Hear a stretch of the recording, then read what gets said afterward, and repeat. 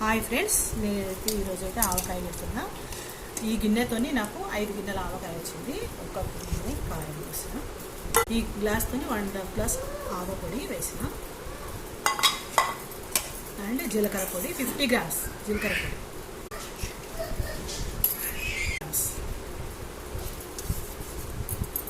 ఇంకా కొంచెం ఇంత వేసుకుంటున్నా, పావు వేసుకుంటున్నా. తర్వాత నేను ఆయిల్ అయితే కొంచెమే కాగబెట్టుకున్నా.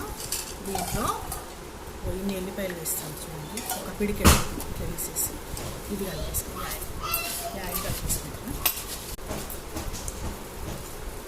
పల్లి నూనె పోసుకున్నా, టేస్టీ గోల్డ్ పల్లి నూనె పోసుకుంటున్నా. నేను పచ్చిగానే పోసుకుంటున్నా, ఈ నూనె కాగబెట్టడం లేదు.